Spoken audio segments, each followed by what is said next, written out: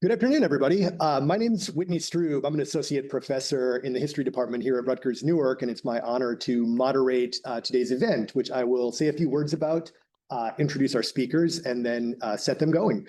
So we are at the Center for Security, Race, and Rights today, of which I'm proud to be a faculty affiliate. CSRR engages in research, education, and advocacy on law and policy that adversely impact the civil and human rights of America's diverse Muslim, Arab, and South Asian communities. We pursue this work through an interfaith, cross-racial, and interdisciplinary approach. The CSRR's initiatives are organized around three themes: the contemporary and historical intersection of race and religion in the United States, the criminalization of Muslim identity through United States and global national security laws and policies, and transnational rights and security arising from relations between the United States and Muslim-majority countries. Across these themes, CSRR examines how racism, securitization, and dehumanization operate to produce Islamophobia and systemic racism against Arab and South Asian communities in the US and abroad. So today's event is titled Threats to Free Speech and Palestinian Civil Rights, the IHRA definition of anti-Semitism. State legislatures across the country seek to quash free speech, violate academic freedom, and promote anti-Palestinian racism by codifying the erroneous IHRA definition of anti-Semitism, about which you will hear much more in the moments to come. This timely lecture will explore how such legislative efforts coercively censor criticism of the foreign state of Israel and the political ideology of Zionism while erasing Palestinian experiences, history, and culture. And so on that note, I will say a very, very brief word about our union, which is why I believe I'm here as moderator, and then I'll introduce our speakers. So like I said, I'm an associate professor of history, but I'm also the co-chair of the Academic Freedom Committee of our faculty and grad worker union, the Rutgers AAUP-AFT. Folks might be familiar with our union. We're a fighting union. We went on strike a few years ago, won a pretty groundbreaking contract across ranks. We also passed a divestment resolution late last year that was voted on by the membership and passed with 58%, demanding that Rutgers University divest from its holdings in companies implicated in Israel's genocide. And we have a contractual right to academic freedom, which I think is already important and will continue to be even more important in the months and years to come as we see the current McCarthyism intensify. And so because of all of that, I'm proud to be here. And let me introduce our speakers. To my left, your right on screen, I suppose, we have Dr. Segal, who is Associate Professor of Holocaust and Genocide Studies and Endowed Professor in the Study of Modern Genocide at Stockton University here in New Jersey. Dr. Segal is an internationally recognized scholar of Holocaust and Genocide Studies. His research examines war, mass violence, and state policies of dehumanization. He is the author of Genocide in the Carpathians, War, Social Breakdown, and Mass Violence, 1914 to 1945, published by Stanford University Press in 2016, and is currently writing on the distortion and weaponization of Holocaust history in the service of white supremacy and state violence, with a particular focus on Israel's treatment of Palestinians from the 1948 Nakba to the ongoing assault on Gaza. Dr. Segal has held prestigious fellowships, including a Harry Frank Guggenheim Fellowship and a Fulbright Fellowship, was recently a senior fellow at the Vienna Wiesenthal Institute for Holocaust Studies. In 2024, he received the Baron Welge Award from the Free University in Brussels. His work has appeared in leading journals and major outlets, including The Guardian, LA Times, The Nation, Jewish Currents, Jacobin, Berliner Zeitung. He's been featured on MSNBC, Al Jazeera English, Democracy Now!, ABC News, and Counterpoints. So it is quite an honor for us to host Dr. Segal. Our other speaker today will be our own Professor Sahar Aziz, Distinguished Professor of Law and Chancellor's Social Justice Scholar at the Rutgers Law School, as well as being founding director, of course, of our own Center for Security, Race, and Rights here. Professor Aziz's scholarship explores the intersection of national security, race, religion, and civil rights, with a particular focus on the impact of national security laws on minority communities. She's the author of The Racial Muslim: When Racism Quashes Religious Freedom, and co-editor of Global Islamophobia and the Rise of Populism. Her leadership and scholarship have been recognized nationally. She is a recipient of the Derek A. Bell Award from the Association of American Law Schools and was named a Middle Eastern and North African American National Security and Foreign Policy Next Generation Leader by New America, and became a Soros Equality Fellow in 2021. As CSRR's founding director, Professor Aziz continues to shape critical conversations on civil rights, racial justice, and global Islamophobia. And so what we're going to do today is hear first from Dr. Segal, then from Professor Aziz, and then we will discuss amongst ourselves for a few minutes and then open it to a Q&A. You'll have note cards that you can write questions on and pass them in, and then I will read them off as moderator. Yeah, there you go, right there. And on that note, please give it up for Dr. Segal. Thanks so much. Go ahead. Thanks so much, and it's an honor to work with you, Sahar, and it's also a pleasure to work with you, Sahar. It's good to be here, and thank you all for coming and for joining online. So I want to make a number of key points and then go into the IHRA definition itself very briefly. But the key points, I think, are important to frame the critique of the IHRA definition and the discussion that I hope we can have. The first is that the IHRA definition, just to make it perfectly clear, is meant to protect Israel. That is a state, and it's meant to protect it from criticism of its policies and actions and violence against Palestinians. It is not meant to protect Jews, right? This is one key point, and I think it's important to start with it. And there's, we need to recognize that there's a very big difference between a people, Jews, and a state, Israel, right? So that's the first point. Now, not only is not meant to protect Jews, it's actually conflates Jews with Israel. It conflates anti-Zionism with anti-Semitism. It conflates the criticism of Israeli policies and violence with anti-Semitism. And in this way, in this conflation of Jews with Israel, of people with a state, it actually reproduces anti-Semitic ideas, which is the second very important point.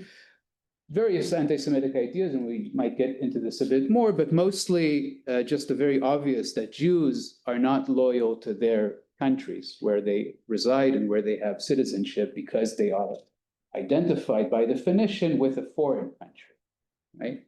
And that's a very classic anti-Semitic idea about loyalty, right? Or sometimes we hear it as double loyalty, right? Now, the third point is by outlining legitimate criticism of Israel and Israeli policies and violence, the IHRA definition contributes to silencing Palestinians, Palestinian perspectives, Palestinian knowledge, Palestinian experiences, and Palestinians who are now facing, according to international law, to the International Court of Justice, the UN highest court, to the International Criminal Court, are facing Israeli mass violence that includes war crimes, crimes against humanity, and according to international law, at the very least, plausible genocide. But according to dozens of genocide scholars, all major human rights organizations, the International Association of Genocide Scholars, just recently the UN report, and others, genocide. So the IHRA definition, by silencing Palestinian, also enhances the attack against them and contributes to anti-Palestinian racism and to the undermining of international law that we're now seeing as a US and Israeli-led project to undermine international law. So, to summarize these three opening points, just to say that the IHRA definition is a tool of racism and state violence. It threatens our free speech, our academic freedom. It threatens Palestinian rights and international law. And it should be really rejected by anyone who stands for all of these, which I believe actually is the majority of Americans. right? So I think that the IHRA definition, also considered in this way, is simply contrary to how the majority of Americans see things today. In that sense, it's also absolutely anti-democratic. Oh, yes, okay, thank you. So very briefly, and I'll try to stick to my 20 minutes or 15 minutes that's left now, and hopefully we can discuss more issues that will come up during the discussion and after your presentation, Sahar. Okay. So a very brief historical background, and really this is very, very brief. It's important to mention that this idea of defining anti-Semitism really becomes dominant in the 1990s with the emergence of settler colonialism as a key category in discussions about Israel and Palestine, Israel. And of course, Palestinians have been talking about settler colonialism, Zionism and settler colonialism from the 1950s, really from the very beginning of the Israeli state. But in the 1990s, other people and scholars started talking about this. And of course, settler colonialism threatens the foundations of the Israeli state. It exposes the Israeli state as a violent settler colonial state through the 1948 Nakba and the ongoing Nakba in decades of Israeli state violence against Palestinians since then. And therefore, this emergence of this discourse about settler colonialism, Zionism, and Israel necessitated a response by the Israeli state. And the response by the Israeli state was to focus an international discourse about anti-Semitism on a new orthodoxy that actually started to emerge in the late 1970s. That is, that anti-Zionism is anti-Semitism, sometimes referred to as the new anti-Semitism, right? And again, there's much more to say about this idea about a new anti-Semitism that is also always framed as kind of the oldest hatred in the world and all these kinds of contradictions, but we'll leave all that aside for now. We'll just say that it made no sense from the very beginning, because casting all Jews as Zionists, which is what the anti-Zionism, anti-Semitism does, right? Or in other ways, conflating Judaism and Zionism, as I mentioned at the beginning, reproduces actually anti-Semitism, right? The idea that, as I said, Jews are not loyal to their states of citizenship and residency. And it also, by the way, casts all Jews as the same, which taps into this really racist, in the case of Jews, anti-Semitic idea that all Jews are the same. In this case, they're all Zionists, right? So it imposes one identity on all Jews. And this is very typical that anti-Semites have always referred to the Jews, right, as a collective in the way that they see Jews. The United Nations World Conference Against Racism in Durban, South Africa in 2001 was a major turning point because there was a failed attempt to pass an official declaration in the conference on Zionism as a form of racism. This official attempt failed, but it nevertheless triggered really a decade of intense diplomatic work by Israel in coordination with major Jewish organizations around the world, including the American Jewish Committee here in the US and the ADL and other organizations. Here? Okay. To kind of increase and intensify the need for a definition that would do this work, right? Say that anti-Zionism, that any criticism of Israel is anti-Semitism. And this is, again, very briefly, there's entire books on this process, right? So this is very, very brief to say that what became the working definition of anti-Semitism that was adopted by IHRA, the International Holocaust Remembrance Alliance, was formulated primarily by American Jewish lawyer Kenneth Stearns, who, as you know, in the meantime have spoken and written against the weaponization of the IHRA definition, but he was the one who primarily formulated it when he served as director of anti-Semitism in the American Jewish Committee. It was then published on the website of the European Union Monitoring Center on Racism and Xenophobia in 2005. and then immediately used, cited, recommended, and adopted by various government and non-government organizations in North America and in Europe, including in 2016, the International Holocaust Remembrance Alliance in its meeting in Bucharest, Romania.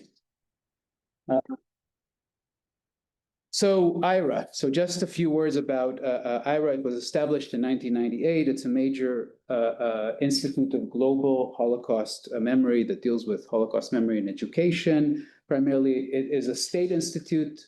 Consists of 35 member states, including the United States and Israel. What's important to say about IHRA is that its founding document, the Stockholm Declaration from 2000, begins with a description of the Holocaust that you can see in the quote here, that, quote, fundamentally challenged the Holocaust, fundamentally challenged the foundations of civilization. The unprecedented character of the Holocaust will always hold universal meaning. This is one way to formulate the idea that the Holocaust is unique. And what this uniqueness of the Holocaust does is it really creates a system of uniqueness where the Holocaust is unique. And this taps into the idea that Jews are unique people, specifically in the West and the Judeo-Christian world, and that the Holocaust is unique because anti-Semitism, right, is a unique hatred, the oldest hatred, these kinds of things, where then Israel, the state of Holocaust survivors, or perceived as a state of Holocaust survivors, also perceived as a state that emerged in response to the Holocaust, is also unique. Right, so we have this kind of system of uniqueness of Holocaust, Jews, anti-Semitism in Israel. They're all unique. The implication is what we call in international law impunity, right? That Israel cannot actually commit any crime in international law, let alone genocide, right? The Holocaust, and that any criticism of Israel, the unique state of Israel, right, is by definition an attack on the unique people, Jews, right, and can only be anti-Semitism, right? So, all right, let's, just looking at my time here. So the IHRA, so now let's shift in the next 10 minutes to the IHRA definition itself, and let's see a bit of the components that I introduced at the beginning, primarily how it serves as a tool of anti-Palestinian racism and how it actually reproduces anti-Semitism and actually attacks Jews as well, right? So this is the definition. The key thing to say about the definition right now is that it's actually not a definition at all, right? It's very vague, and we can talk more about this if you want, but the point is that what turns the IHRA definition, the document, into a weapon, into a tool, is the 11 examples that are attached to it and are considered an integral part of the document. You can easily see this online if you want here. These are the other, and the important thing about the examples to say is that they do the work of conflating Israel with Jews, because 7 of the examples are actually about Zionism in Israel, right, and not about Jews. Right? So a majority of the examples, but again, considered an integral part of the definition. I mean, just the definition itself is not really the issue, and it's also very vague, but the examples are really the issue, and that's where the weaponization, and when I say weaponization, I mean the weaponization of the struggle against anti-Semitism. That's really the correct way to think about it, right? Because the struggle against anti-Semitism, historically, is a struggle to protect the people, Jews, from violent, exclusionary, discriminatory states, right? The weaponization of the struggle turns this on its head, right? And now aims to protect a state from its discrimination, exclusion, and violence of the people, Palestinians, right? So this is the weaponization. And as I said, the conflation of Israel and Jews is very central to this weaponization, and happens in the examples. And it really functions to deny Palestinians their civil rights to narrate their own history, their experiences, their culture, their politics, and therefore engages in anti-Palestinian racism. And it also coercively imposes this political orthodoxy in speech, research, and collective action by conflating anti-Semitism with criticism of Zionism in Israel, which also then targets Jews who express criticism of Israeli policies and violence against Palestinians, primarily anti-Zionist Jews, but not necessarily only anti-Zionist Jews. It's very much primarily, but it could be any Jew who expresses criticism of Israeli policies and violence. And therefore, we see the IHRA definition used quite a lot, actually, to target Jews themselves, right? Which leads us into this realm of absurdity of what is going on here. This is meant to protect Jews. It targets Jews, actually. And as I said, of course, it's now also a mechanism of both genocide denial, right? You're not allowed to say that Israel is perpetrating genocide or plausible genocide international law, but also it's a justification of genocide, right? Because you're not allowed to criticize Israel at all, and it enhances the attack on international law. And this is also a big tragedy because, of course, we can think about international law today as a legacy of the Holocaust. So here we have an Institute of Global Holocaust Memory, the IHRA, which is actually engaged in an attack on international law. All right, very quickly,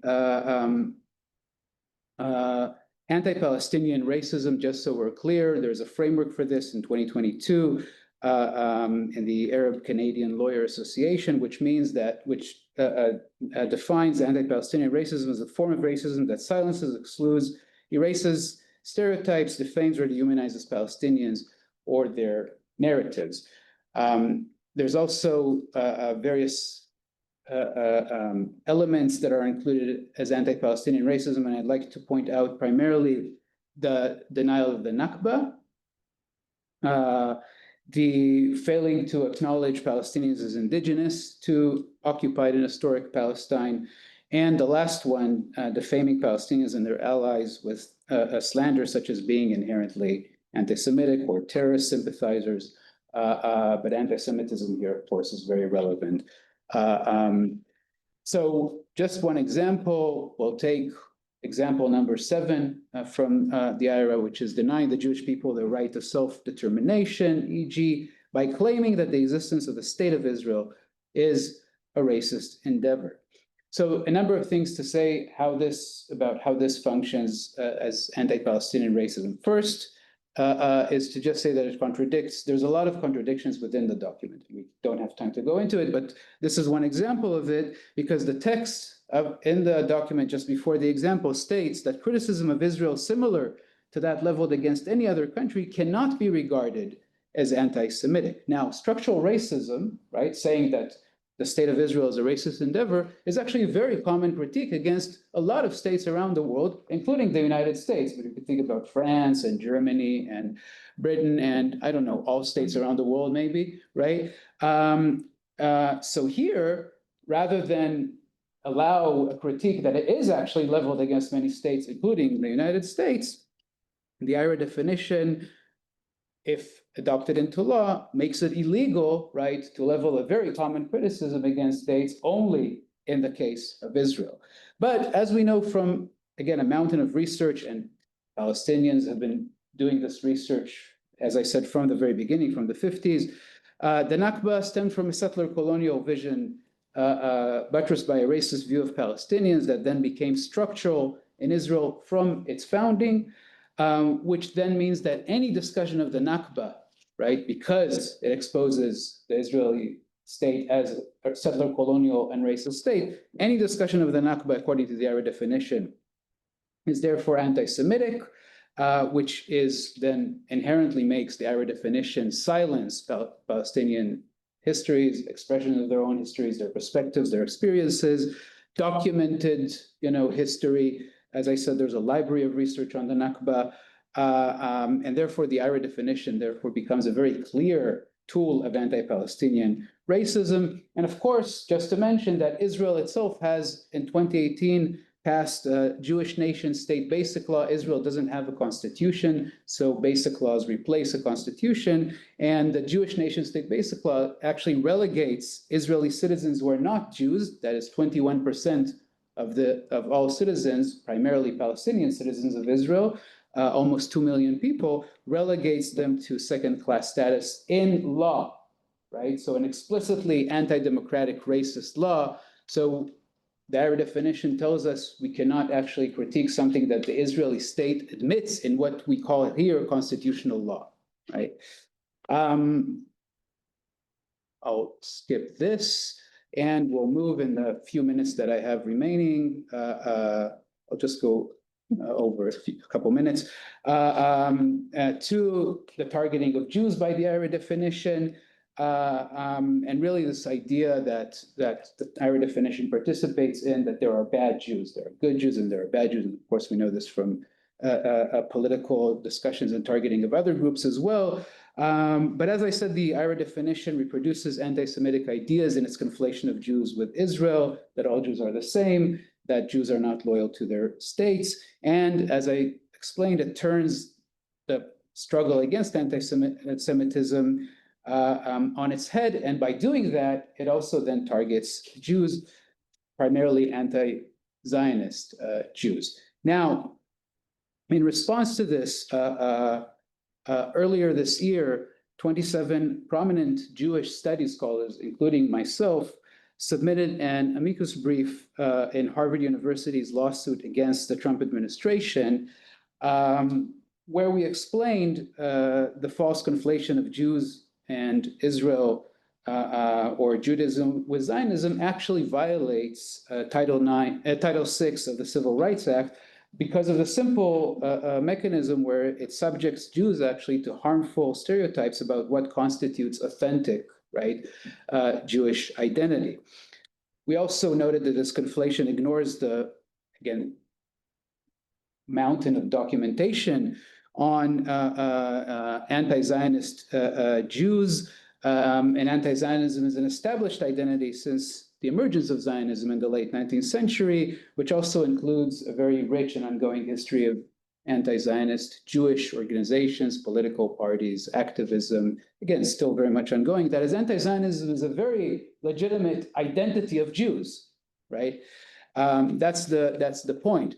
Now, the fact that the IHRA definition wants to criminalize anti-Zionism as anti-Semitism, in this case, has led to, significant attacks against Jews. Many here we have only a number of well-known cases, including the really scandalous firing of tenured Jewish American anthropologist Mara Finkelstein from Moorburg College in 2024, and other cases. The point to make here in bold is that targeting anti-Zionist Jews in the IHRA definition is targeting Jews for the way they express their Jewish identity, right? So it's really targeting Jews as Jews. Now, targeting Jews as Jews is really the most basic way in which one might think about anti-Semitism, but tellingly, if you remember the vague definition at the beginning, the vague definition, right, does not actually include this basic formulation that anti-Semitism is actually targeting Jews as Jews. And it doesn't include this formulation because then it wouldn't be able to target anti-Zionist Jews in the way that it does, right? One more, can I do just one more slide and I'm done? Just to say about the Anti-Semitism Awareness Act, that is the federal, the attempt to weaponize the struggle against anti-Semitism on the federal level. So there's a bipartisan bill. I mean, as we all know, this conflation and this attack is really bipartisan, right? It crosses the kind of divides, political divides in the US. So it passed the House of Representatives with a large majority of 320 in favor, 91 opposed in 2023. And when the act was introduced in the House, Mike Lawler, the Republican from New York, who's one of the co-sponsors with Jared Moskovich, Democrat from Florida, they encountered an objection from Marjorie Taylor Greene, right, Republican from Georgia. You're familiar with Taylor Greene, who expressed a concern that the bill, and I'm quoting here from her, could convict Christians of anti-Semitism for believing the gospel that says that Jesus was handed over to Herod to be crucified by the Jews, right? So Marjorie Taylor Greene, who also believes that the Jews have space laters where we burn the forests in California or we also manipulate the weather in various ways, right? Which, you know, yes, crazy stuff. But what's really crazy is that Mike Lawler responded by reminding his colleagues that the Anti-Semitism Awareness Act is not designed to target Christians, because, you know, Christians and Christianity and anti-Semitism, what does it have to do with this, right? I mean, at all. Rather, he explained that the bill takes aim at university students, and I'm quoting from Lawler here, hiding behind the conflict between Israel and Hamas and somehow spewing anti-Semitism. There's a lot to say about this short quote, but just I'll leave you with this, that it's very clear that Mike Lawler sees the IHRA definition as its real goal, right, which is to protect Israel, not to protect Jews, especially because a lot of these students who are somehow hiding behind the conflict, right, are Jews themselves, right? So I'll leave you with this. Thank you so much. Thank you so much.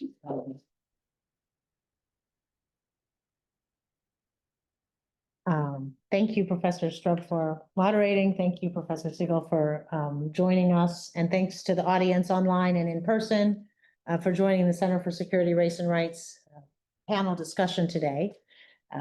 As Professor Strub mentioned, my name is Sahar Aziz. I am a distinguished professor of law here at Rutgers Law School and also a Chancellor Social Justice Scholar and Middle East Legal Scholar. And I am the founding director of the Center for Security, Race and Rights. Before I begin the presentation, I just want to state the obvious for those who follow the Center for Security, Race and Rights, or who may be following my work. Even just having this panel invites an enormous amount of hate, enormous amount of threats and surveillance. And as those of you who are here in the audience can see, it is a very, mundane academic exercise. And people are free to agree and disagree, to attend or not to attend. But the people who are proponents of the IHRA definition of anti-Semitism want to use it to prohibit all of you from hearing the perspectives that we're bringing forward today. So it is a denial of your right to learn the way you want to learn and process the information the way you want to process it, including disagreeing with it, including motivating you to write an op-ed that disagrees with it or a book that disagrees with it. But that's what open intellectual inquiry is all about, is allowing the students, the faculty, and the citizens to decide for themselves what they want to hear, what they want to read, what they want to listen, and then how they want to respond. But unfortunately, those who are proponents of the IHRA definition want the complete opposite, right? And what they want can only be described as authoritarian. So with that, I will start sharing my presentation. So just give me a second here. Sharing.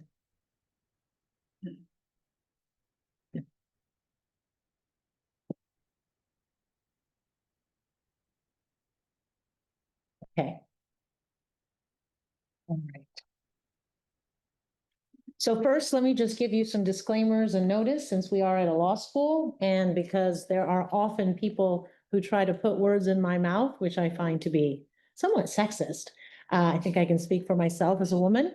If you feel uncomfortable, offended, or unsafe, please be advised that you are free to leave now. Your attendance here is voluntary and signifies your consent to listen and expose yourself to the ideas of this presentation. By voluntarily listening to this presentation, you are assuming the risk of being offended, feeling uncomfortable, disagreeing with the ideas proffered, or any other psychological or emotional responses. No content in this presentation is intended to harm physically or psychologically or materially Jews, Muslims, Palestinians, Muslims, or any other persons. And then finally, the views expressed herein are not the views of Rutgers Law School or the university as an institution. Okay, so let me start with 3 key points.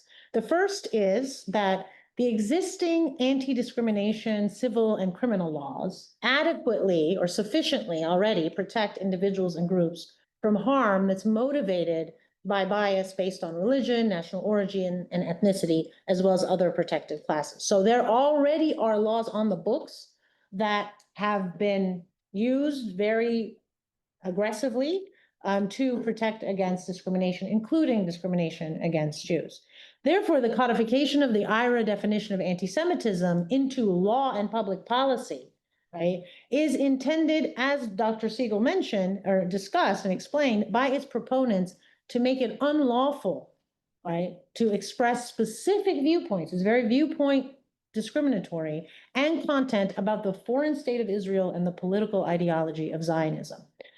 Moreover, by legislating the IHRA definition of anti-Semitism, it makes it unlawful. So we're not talking about offensive or unpopular or just uncomfortable, but unlawful for Palestinians themselves to express their perspectives, analysis, and experiences in specific ways as victims of the Israeli military occupation in the West Bank, as victims of the genocide in Gaza, or as victims of systemic racism in Israel as citizens of Israel. So IHRA contributes to making all of that unlawful. So let me just talk very briefly about existing anti-discrimination laws and summarize them. The first is there are federal anti-discrimination laws, statutes on the books, many of which are where we should be thankful to the civil rights movements of the 1950s and 1960s that were led by African Americans, who essentially led to the Civil Rights Act of 1964, the Voting Rights Act of 1965, the Age Discrimination and Employment Act of 1967,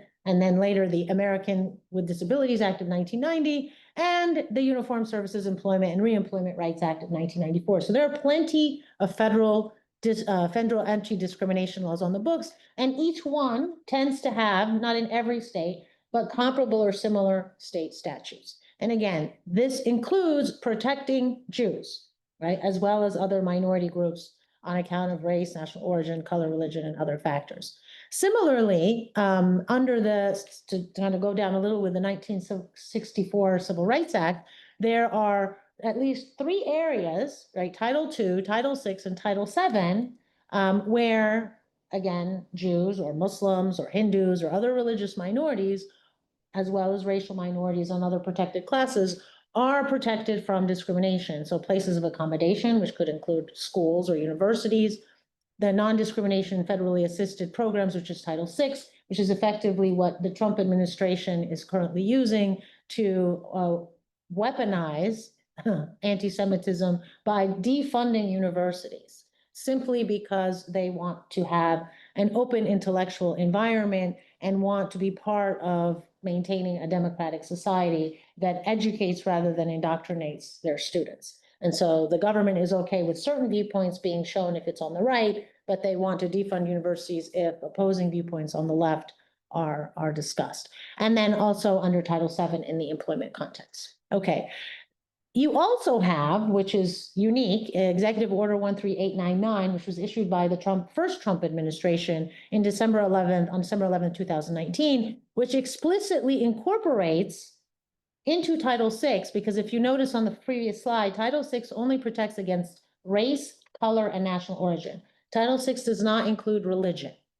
Okay. However, Trump issued an executive order, which Biden kept and is still in effect now with the second Trump administration, that effectively says, well, while Title VI does not in fact cover discrimination based on religion, when it comes to the issue of anti-Semitism, the executive branch is going to treat anti-Semitism as if it is bias against race, ethnicity, or national origin. And I actually talk about this very issue in my book, The Racial Muslim, when addressing how Muslims are racialized, but in fact are not protected by law when religion is not explicitly stated as a protected class.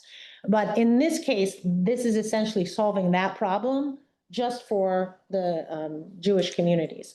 And adopts, although it notes, non-legally binding. So it's very interesting that they had some good lawyers who realized if we adopt the IHRA definition into law, we are going to be violating the First Amendment of the Constitution because it is imposing viewpoint-based discrimination and imposing legal penalty for viewpoint-based discrimination, which I'll talk about in a second, is essentially the core of First Amendment protections. And then finally, it's really, and it does include and it does cite the examples of anti-Semitism, which Dr. Segal mentioned, the most problematic of the 11 examples. But I want to note there is no executive order for combating Islamophobia.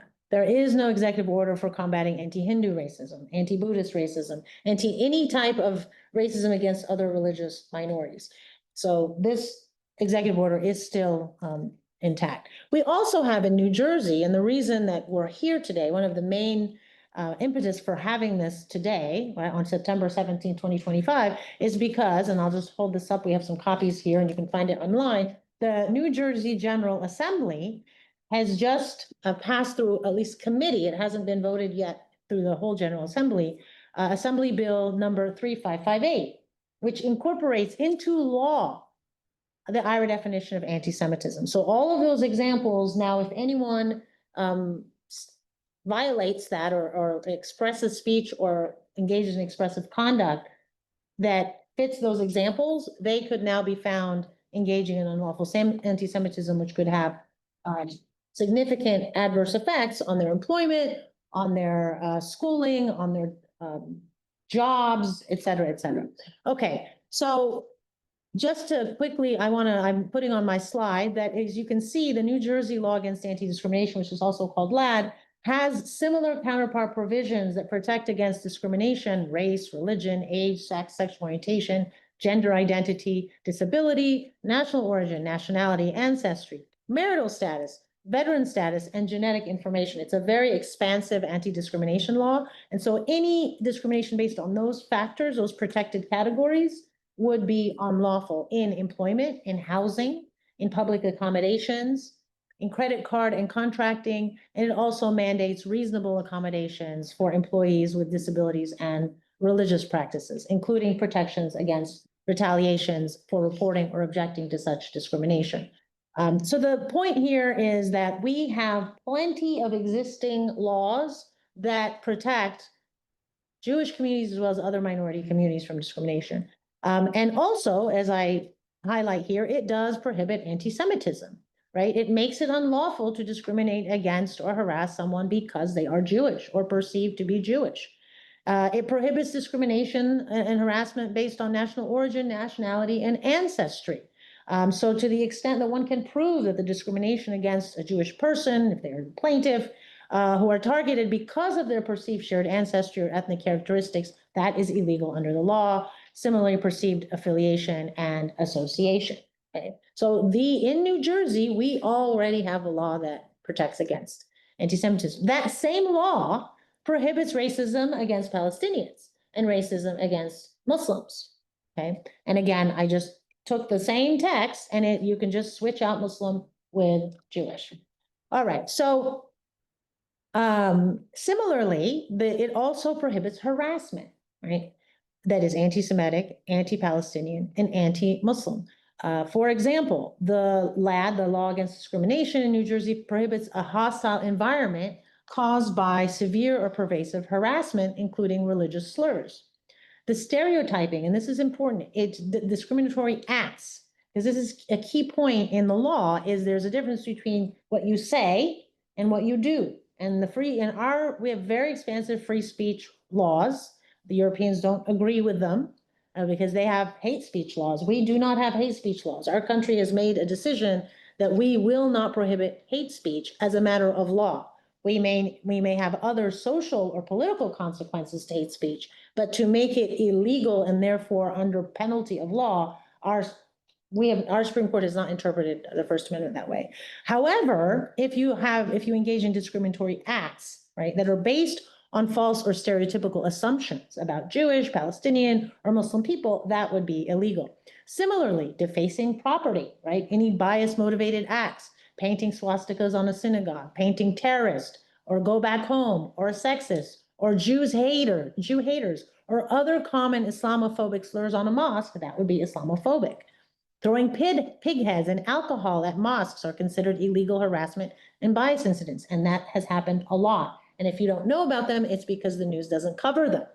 But I've been spending 20 years researching it. There's plenty of evidence, and the news rarely ever covers it.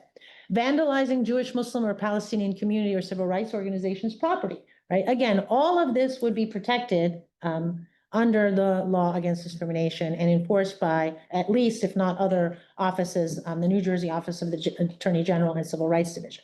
Okay, so let me now kind of get to the legal, it's a very abbreviated legal analysis to just make the argument that the IHRA definition of anti-Semitism prohibits specific content and viewpoints about Israel and Zionism, and that's unconstitutional.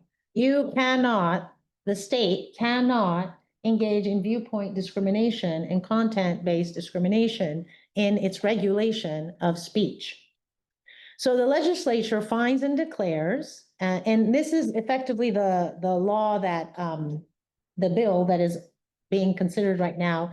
And I hope everyone who lives in New Jersey goes and reads the law and reaches out to your official and express your perspective on it, because it's a highly problematic law, as Dr. Segal mentioned, but also it sets a precedent. Because even if you may personally agree with the content of this law, it's just a matter of time before you will have many laws that will start to prohibit other types of speech that you may in fact agree with. So it's just a matter of time. But the first thing I want to state or highlight is that even though in the findings and declarations portion of the bill, it states that the IHRA working definition is not legally binding, it is in fact legally binding as it is stated. And I'll talk about that in a minute. And the second is it alleges, this is how the proponents are trying to argue that, no, this isn't going to infringe on First Amendment, but you have to actually look at the text and you'll see it does. It is not merely an educational and advisory resource. And if it is, I would proffer, why don't we have a similar one against anti-Semitism, Islamophobia, against anti-Hindu racism, against anti-Buddhist racism, again, right? If we're going to be in the business of just having the New Jersey legislature issue out these educational advisory resources through bills and state laws, then I guess we should do it to every single religion. Otherwise, those religions would claim that they're being disparately treated.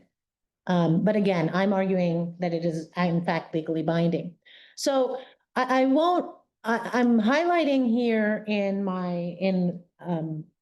the PowerPoint, the highlights show that in fact it is very viewpoint specific. Okay, so the bill as currently stated, it says for the purposes of this act, right, anti-Semitism means, and then it adopts the general definition, which Professor Segal mentioned, that is this very open-ended, certain perception of Jews, which may be expressed, and it says may be expressed, right, as hatred toward Jews, et cetera, et cetera. That's very vague. It doesn't really give you a definition. But more importantly, look at the example about claiming that the existence of the state of Israel is a racist endeavor. This targets arguments that on the merits, on the content, that deny the legitimacy of Israel's existence solely because it is a Jewish state, implying that Jews have no right to nationhood. That's essentially what it states in the law. That is viewpoint specific. The issue isn't whether you agree or not with the viewpoint. You can agree with it, you can disagree with it. The issue is, can you make it illegal to say that? Can you lose your job for saying that because you violated a state law? Can you eventually lose your funding? Can you be disciplined or expelled simply for stating that, right? And not stating it in a way where you're acting in a discriminatory way, where you're stating it while you're engaging in harmful conduct towards a Jew because they are Jew. No, we're talking about you're in a political protest. You're writing an op-ed, right? You're writing a paper for class. You're teaching a class. You're holding a panel discussion at Rutgers Law School like today, right? This law could make that illegal or anti-Semitic, unlawfully anti-Semitic, just based on the viewpoints that are expressed, all right, in the speech. Similarly, criticizing the policies or actions of the Israeli government, it says it's not anti-Semitic. It does not involve denying, as long as it does not involve denying Israel's right to exist. Again, you can disagree. You can say, I think it's absolutely unacceptable to say that Israel doesn't have the right to exist. But that's very different than I'm going to make it illegal to say that, right? I'm going to make it illegal that you could literally, again, lose your job, possibly lose your liberty, lose your right to study, et cetera, simply because you have this political belief and you've expressed it. So here's some examples. We're in a law school. How about some hypotheticals? Would the following expressions, through speech, classroom discussions, assigned class materials, writing, or political activism, be unlawfully anti-Semitic under this New Jersey Assembly Bill 3558? 1, stating that Israel is a settler colonial state created by European Jews in 1948 that killed and ethnically cleansed 700,000 native Palestinians. Saying free Palestine. saying from the river to the sea, Palestine will be free. What if it were Jews that were also chanting it in a diverse political protest, which has been the case, by the way, saying a one-state solution where Jews, Palestinians, and non-Jews are equal citizens, right? So under this viewpoint-specific definition of anti-Semitism, all of this could be found to be unlawful, right? Similarly, you have the applying double standards. These are, again, viewpoint specific. And I'm not talking here, I'm not taking a position as to whether I agree or disagree. It's more just a legal analysis that you cannot engage in viewpoint specific. So here's some examples. What if someone says or writes or chants in a protest, right? Israel's committing a genocide in Gaza. Israel's an apartheid state or engaging in apartheid. Israeli law discriminates against non-Jewish Palestinians with Israeli citizenship. Israeli officials should be tried in the International Court of Justice for violating international law.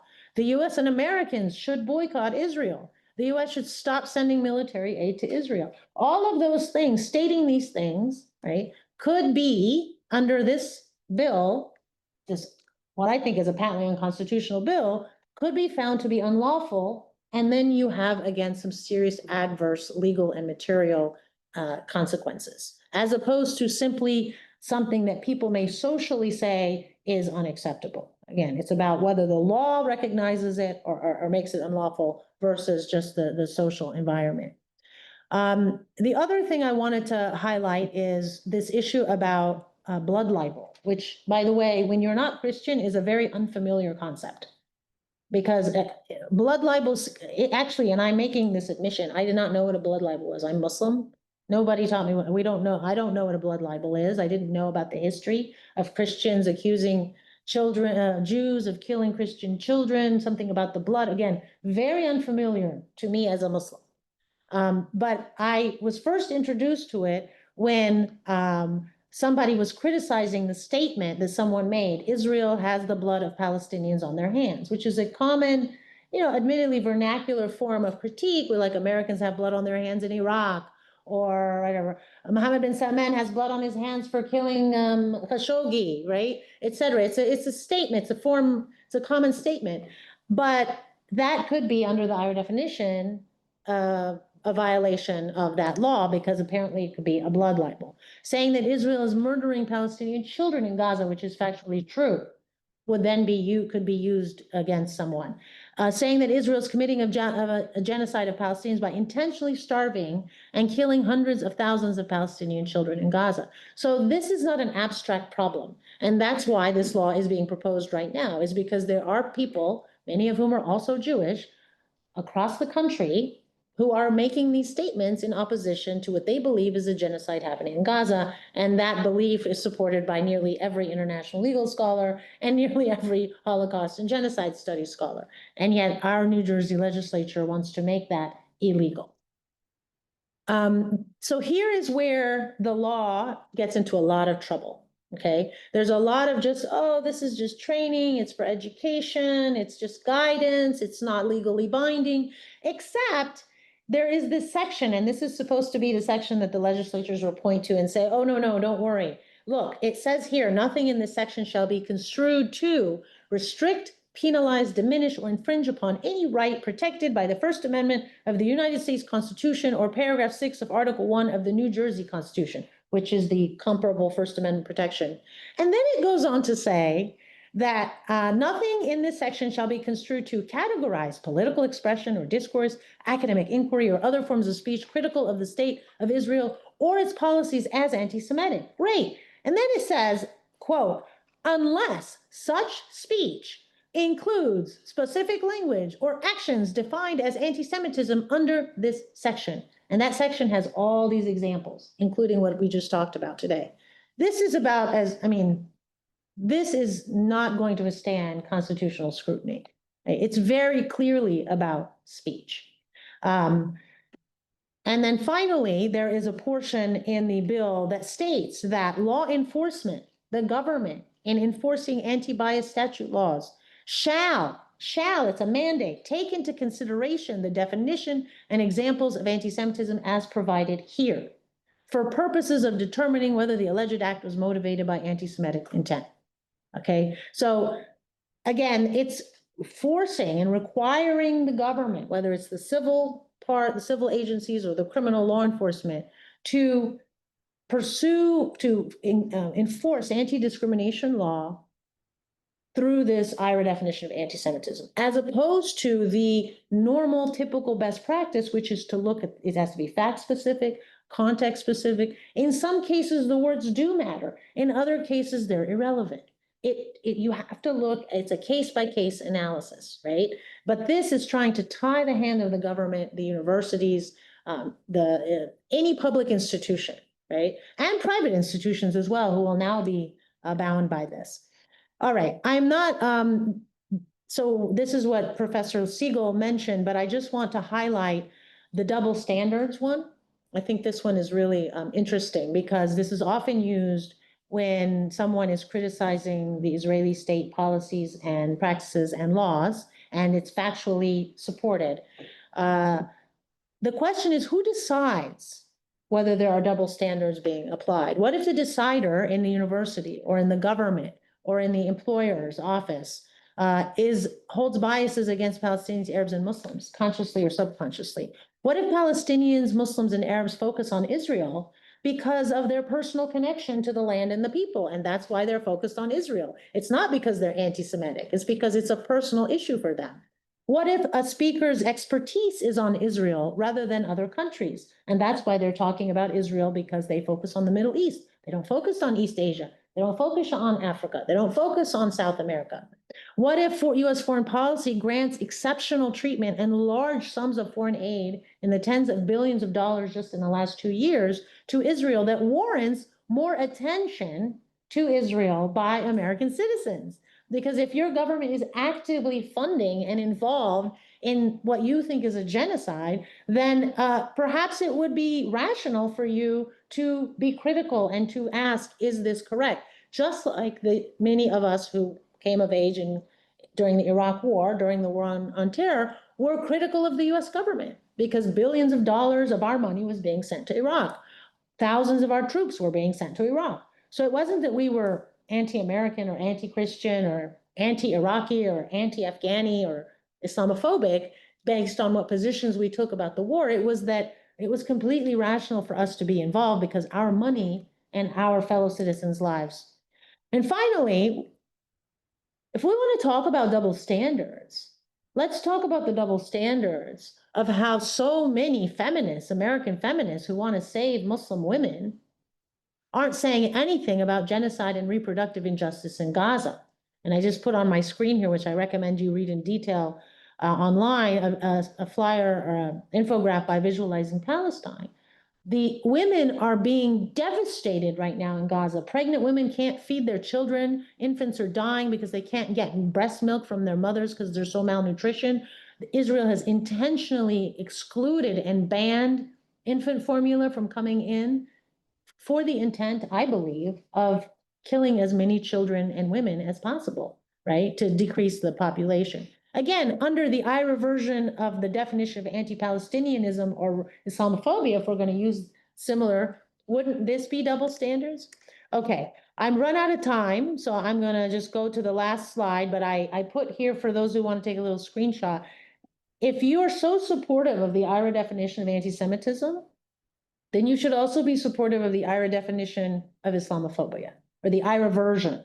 And that would make it unlawful for someone to criticize Iran, Saudi Arabia, Afghanistan, Mauritania, because they're all Islamic countries, right? And that if you claim that the existence of Iran, Afghanistan, Mauritania, or Pakistan is a racist endeavor, you would be engaging in unlawful Islamophobia, and you cannot apply any types of double standards to those countries, even if you are an expert on those countries or you have a personal connection to those countries. So once you actually take the IHRA definition and apply it to other contexts, you see how absolutely absurd it is and how anti-democratic it is and how anti-free speech it is. I don't have time to go into the free speech doctrines, but essentially, in a nutshell, anything that prohibits viewpoint-based discrimination or engages in viewpoint-based discrimination or prohibits content-based regulations is essentially a subject matter is at least facially unconstitutional violation of the First Amendment. There are some exceptions: fighting words, clear and present danger, content neutral regulations, time, place, and manner restrictions, so long as they are applied in a content and viewpoint neutral way. But that has not been the case when it comes to IHRA, nor do we expect it to be. So I won't talk about I'll just end with this. And for those who haven't, please read this report. We talked about it in detail: presumptively anti-Semitic, Islamophobic tropes in the Palestine-Israel discourse, where we go into detail, me and Mitchell Plitnick, who's on the board of Jewish Voice for Peace.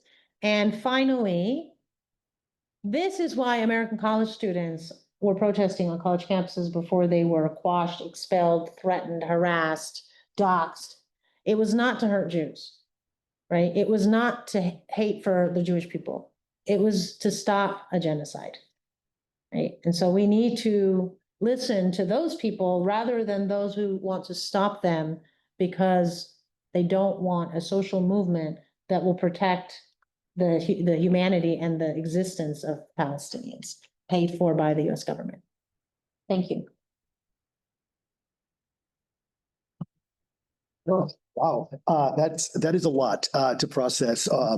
But thank you both for remarkable, powerful presentations. We have about 15 minutes or so. I'm going to take my moderator privilege and throw what I think is maybe the most urgent question at you. And then I've got some follow-ups, but I can also see if there are note cards in the room. We're not going to take comments from the floor, but we'll take note cards and I will read them. To my mind, the most burning question is this, though. You know, you both present these intellectually and legally just damning critiques of the IHRA bill. You would think that would carry the day. I mean, I find them to be fairly airtight, fairly irrefutable arguments, but clearly they are not when they translate to the political arena, because I assume New Jersey is going to pass this bill. It's failed before, but it keeps coming back. It's kind of the eternal zombie bill that is going to win by attrition. I mean, if it fails this time, it'll come back again. And tell me if you think I'm wrong on that, but what's the gap there? I mean, why do these arguments not carry the day politically, and what can we do to organize those of us who do find this to be a compelling argument? I mean, what's your sense of political strategy and tactics here when intellectual arguments don't seem to be working? Go ahead. Yes. Okay. I mean, I think it's clear the IHRA definition has been integrated into law in, I think, 37 US states right now, including in DC. So it is likely to assume, as you said, that it might pass in New Jersey as well. Why is it? How is it that very strong arguments that are also made by a lot of many Jews, and in some cases Israeli Jews for that matter as well, participate in the large body of commentary and scholarship now critiquing the IHRA definition, as well as, of course, critiquing Israeli policies and violence against Palestinians. Why is it that they don't carry the day, as you said? I think that points to, for me, the answer is the nature of the US state. Because if we come to terms with what the Israeli state is from the beginning, right, from the Nakba, as a settler colonial state, an exclusionary, a self-proclaimed exclusionary state of the Jewish people, as the 2018 Jewish nation state basic law also does, right? If we come to terms with that, right, we have to really come to terms with settler colonialism. And as I mentioned, the whole project of defining anti-Semitism emerges really in response to the rise of the discourse of settler colonialism in the 1990s. And if we come to terms with settler colonialism in Israel, then God forbid, we have to come to terms with settler colonialism also here. And who wants to do that? Not Democrats, not Republicans, not most Americans, actually, in various ways, right? So I think that's really a core issue, right, where we can also think about it as a key explanation of really U.S. support for Israel, whatever it does. And of course, there are other factors that we should consider, right? This strategic support of Israel in the Middle East, according to U.S. interests, and arms deals, right? Various other things. But I think that the identity of the U.S. state as a state founded on genocide, as a settler colonial state, right, that no one wants to come to terms with, and this is exactly what we're talking about, Israel as a settler colonial state, and the push to deny that through the IHRA definition, right? I think that, in my view, explains a lot of why, we're not carrying the day, as it were. So I'll just examine it US-based and to some extent New Jersey-based. I think the first thing you have to do is zoom out and considering, because we have 37 states and New Jersey is now trying to join it, is who benefits and who is hurt by this law that is completely extraneous. So putting aside the fact that it's, I believe, unconstitutional and no court has yet ruled on that. So that is something that is ripe for litigation. But the primary winners, as we've stated, are those who are pro-Israeli and Zionist. Those are both Christian Zionists and Jewish Zionists. So it is a very strange bedfellows political arrangement because there is a large portion of the Christian Zionists, which I believe are in the 50 million plus people in America. They're the largest number of Zionists are Christian in America. And the vast majority tend to be also evangelical Christians. And then there are subgroups of them, not everybody, but there are significant subgroups of them that are white Christian nationalists. And so on the domestic side, they fit into kind of the quintessential classic American anti-Semitism, similar to the reference you made of Marjorie Greene, Taylor Greene, who truly do believe in the most deeply entrenched anti-Semitic tropes that were imported from Christian Europe, right? And yet, many pro-Israeli Jewish Zionists are allying with them, right? And I think that is a deal that will hurt Jews in the long run. In the short run right now, and also in the long run, it is hurting Muslims, it's hurting Palestinians, and it's hurting Arabs, and it's also hurting anti-Zionist Jews, right? Because what they want is they want to kill the social movement that is anti-racism, anti-systemic racism. They want to turn our universities into machines to produce these corporate entities that do not produce free-thinking individuals, but rather bots, human bots to serve corporate needs in the market, right? So that a college education is a glorified vocational degree that is intended to fit a very specific need of corporations that serve the capitalist class, right? The billionaire class that seems to be, hoarding resources, as opposed to a place where people are here to learn to be free thinkers, critical thinkers, engaged citizens, leaders in their communities, problem solvers that focus on the public interest, the common good, not just let me make as much money for my company and then maybe I get some of that money for myself.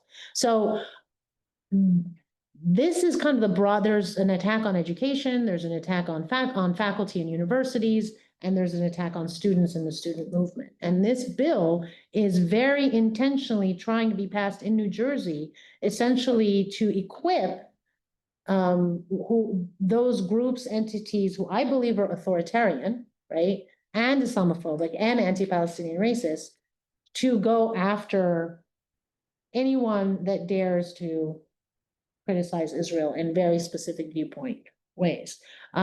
So the way to stop it, I think, is for people who believe in the First Amendment and believe in free speech, who believe that Jewish safety does not increase with the IHRA definition of anti-Semitism. To the contrary, just as Dr. Segal says, I think it actually is more dangerous for Jews, and it's unnecessary as a matter of law, anti-discrimination, legal protections, And so I think it's time for all of us, regardless if we're engaged on the issue of Palestine, Israel, or we're not. But I think we need to care about our free speech rights, and we need to be engaged with our representatives and have these conversations and say, you know, how is this going to affect my ability to dissent? Whether it's on this issue or other issues, but this is a really, really, really problematic bill. But we'll see. It really depends, I think, on the citizenry at this point. Yeah, I will say, my legislators don't return my emails when I write them about this. Shanique Spate, Eliana Pintor-Marin, and Teresa Ruiz, that means you. I'm gonna go grab note cards, but while I grab them, let me leave you with one follow-up, which is, say this bill passes in New Jersey, what concretely happens next? I mean, what can we expect that isn't already happening? I mean, I think a lot of us think we already live in a moment of intensified repression and McCarthyism. So what are the actual effects that you see? And while you answer that, I will swing through and grab these.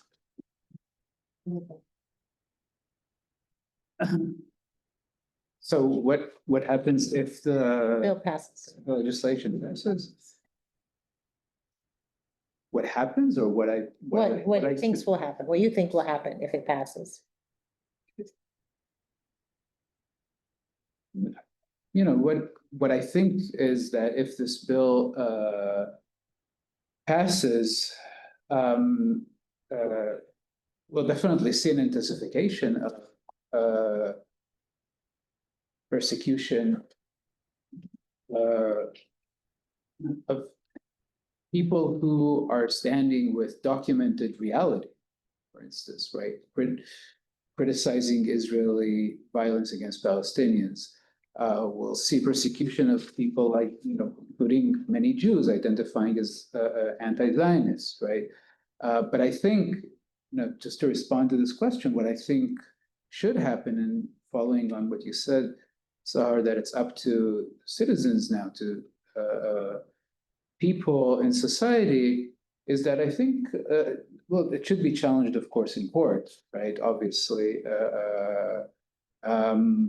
But I'm not a big believer that the US court system will save us, right? In that, I do think that this is so absurd and dangerous. And as you said, it sets also a precedent for, you know, numerous other attacks on free speech. We know that Hindu nationalists, for example, are looking at this and are going to use this as a model in order to weaponize the struggle against anti-Hindu racism through this concept of Hinduphobia that is going to be weaponized in a similar way, very likely through the US legal system in relation to India and India's attack against Muslims. So what I think the appropriate response is, of course, to refuse this and to violate the law in this case, and to stand, you know, not to agree. And I've used this example before, right? Not to agree to the situation where, say, we're all sitting outside in the middle of the day and someone comes to us and says, it's the middle of the night. And if you say that it's the middle of the day, you're an anti-Semite and you're violating the law. We can't accept that, right? So the appropriate response, in my view, as a collective action, it has to be a large-scale collective action, right? To refuse this and to violate the IHRA definition if it passes as law in New Jersey, and really anywhere else, to stand on the side of documented reality, to refuse absurdity, to refuse something that actually attacks Jews, that is in reality a measure that puts Jews at risk and danger and not protects Jews. Well, before I answer, because you talked about Hindutva, I'll put a pitch for our latest report at the Center for Security, Race and Rights. So we don't focus just on Israel. This is a report that is actually critical of the rise of Hindutva in America, which is an ethno-nationalist Hindu supremacist ideology, which unfortunately has quite a bit of similarities with the Zionist version of ethno-nationalism. I think what will happen, so you have to just ask who's pushing for this bill, right? The Anti-Defamation League, the American Jewish Congress, numerous Jewish federations within New Jersey, And they are pushing for this bill because they want to persecute and they want to legalize discrimination and racism against Palestinians, against Muslims, against Arabs, in higher education, teachers, students, employees. This law is not intended, and if you just look at the record of these organizations and their supporters, this law is not intended to protect Jews from discrimination. This law is intended to equip the government and public entities and private entities with a weapon that will allow them to ruin the lives and the careers and the psychological well-being of Palestinians, of Muslims, of Arabs, and of their allies. Once they're done doing that, right, then you're going to see that normalized. We're already seeing it normalized in the immigration context in the way that Latinx communities are being persecuted. We're seeing a very explicit anti-Black racist movement that is under the cover of anti-DEI, right? So this is part of the kind of the broader, unfortunately, race war, right? Where you have those who are not privileged in society being persecuted and having laws passed in order to further deny them any privileges in any sense of equality. And it's also, sadly, and I think this is a very perverse objective from those who support IHRA, is I think IHRA is also being used to intentionally create a wedge between Jewish and Muslim and Palestinian communities, right? Because in fact, Jewish communities, Muslim communities, Palestinian communities have quite a bit in common and many group-based interests when it comes to combating discrimination, right? But what this does is it creates a false zero-sum game, right? And it pits them against each other based exclusively on this foreign policy orthodoxy, right? You cannot violate this foreign policy orthodoxy. You cannot criticize Israel. You cannot criticize or demand any change in our foreign policy based on what's happening in Gaza right now, which, again, my position is it's a genocide. And just so that we're clear for those who are, who, for the record, right? It's September 17th, 2025. There's at least a minimum, and this is a very low estimate, 65,000 Palestinians that have been killed by Israel. The high estimates is ranging in 300,000 have been killed. The low estimates of injured are 130,000 Palestinians. The higher estimates is over 500,000. Nearly every single hospital has been destroyed. There has been a ban on food, infant formula, basic, anything that you need to survive, right? There was a complete ban for almost 4 months by Israel. Now there's barely anything coming in. People have lost tens of pounds. If you see the picture of any Palestinian before and after, you will see that they have lost 30, 40, 50 pounds. You have more than 400 documented cases of people dying from starvation. 200 of them are children, right? So and now Israel's bombing Gaza City very systematically and forcing 1 million Palestinians, forcing them to the south, such that ultimately, and Israel is shopping around to deport en masse, ethnically cleanse whoever is still alive. What is happening in Gaza is absolutely atrocious. It does not matter who's committing it. It doesn't matter what state is committing it. It doesn't matter what the self-described identity of the state that's committing it. It is absolutely unacceptable for anybody who has any sense of humanity and decency and morality to not do everything in their power to stop it, especially when it is your government that's funding it, right? So all of this talk about the IHRA definition of anti-Semitism is a distraction. So we're not actually trying to save their life, right? And we're actually sitting there and trying to defend our very fundamental First Amendment free speech rights in the United States of America. And so hopefully this discussion helps people to keep that in mind. And again, you don't have to agree, you can disagree. But what we hope we're teaching you at Rutgers Law School is that the way that you respond to ideas you disagree with is not to censor them, not to attack the speaker, not to seek to destroy the speaker's life and livelihood, not to cancel, but to debate, engage, ignore if you want, right? But this is what a free society looks like.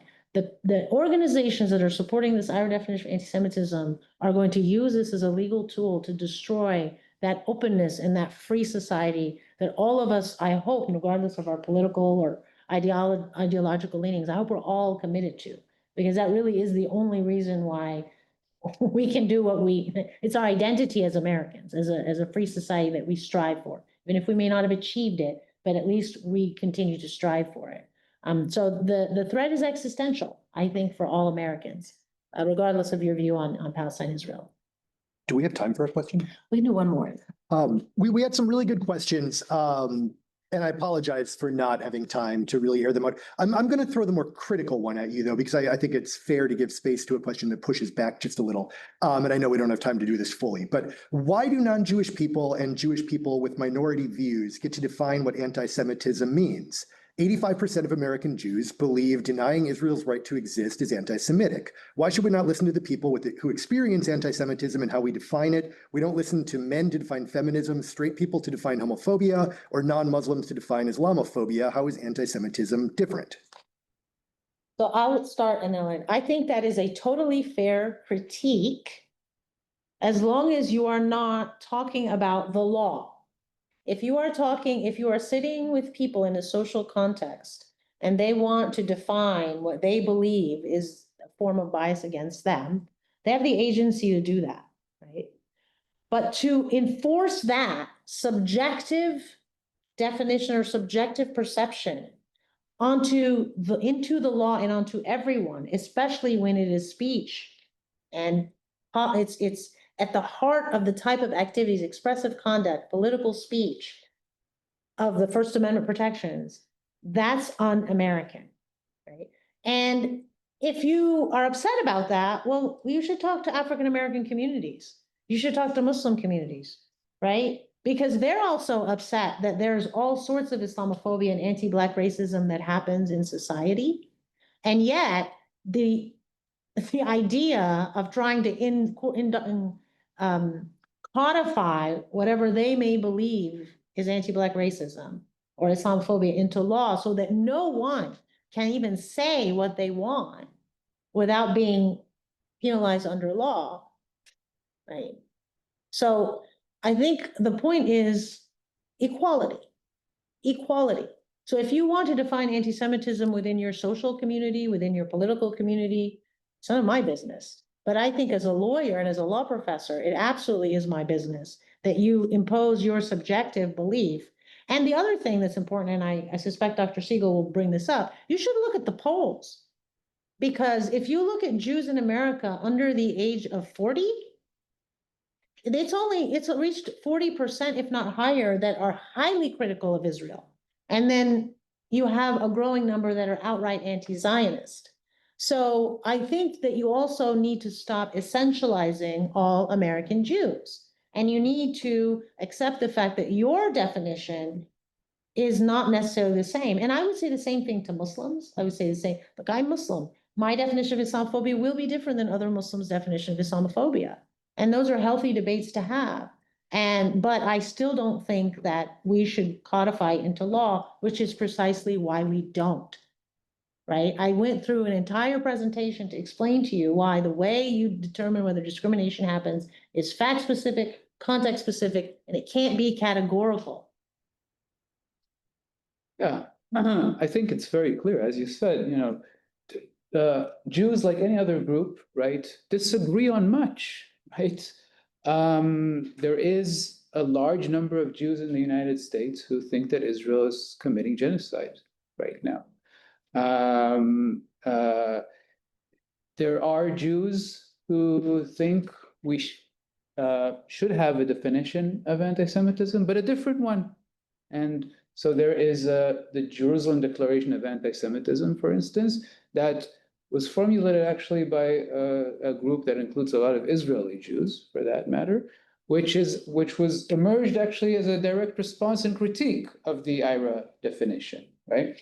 Here in New Jersey, I'm involved with a large coalition of Palestinians, Muslims, Jews, others who created the New Jersey Statement on anti-Semitism and Islamophobia, right? So Jews disagree, right? Some Jews say, and I am one of them, that we don't actually need any definition, as you mentioned, right? We have very good existing anti-discrimination laws, particularly in New Jersey, right? But then there are Jews who say, well, maybe we do need a definition, right? But we think this is a good definition, and the IHRA definition is not a good definition. The point is that it's not the role of the state to intervene in discussions among Jews about how to be a Jew, right? If the state intervenes in discussion among Jews of how to be a Jew, that's actually anti-Semitic, right? That imposes an identity on Jews that the state thinks how Jews should be, right? So it's very clear. I mean, yes, some Jews think that Israel can do no wrong. Some Jews think that you're not allowed to criticize Israel. And some Jews think otherwise, right? And that's a debate that should continue to happen and will continue to happen. The state has no role in it. I think that's the key issue that we're trying to advance in relation to thinking about the IHRA definition and its many, many, many shortcomings, including its reproduction of anti-Semitism. Praise of time.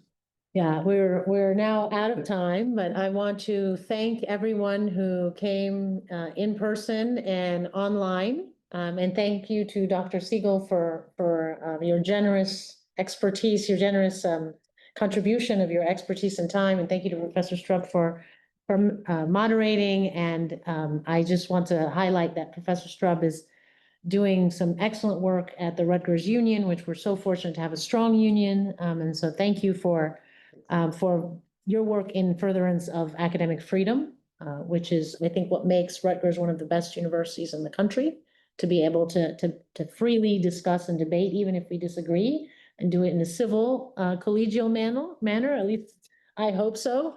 And so finally, I'll just encourage everyone in the audience, please visit our website at csrr.rutgers.edu and read our report, Presumptively Anti-Semitic Islamophobic Tropes in the Palestine-Israel Discourse. And then finally, we will very shortly be releasing our latest issue brief, which Dr. Segal and I co-authored, called Threats to Free Speech and Palestinian Civil Rights, the IHRA Definition of Anti-Semitism, which summarizes our presentation today. And then finally, if you are in a position to financially support the work of the Center for Security, Race, and Rights, if you want more of these types of events, go to csrr.rutgers.edu and press the donate button, and please give generously. And so with that, thank you so much.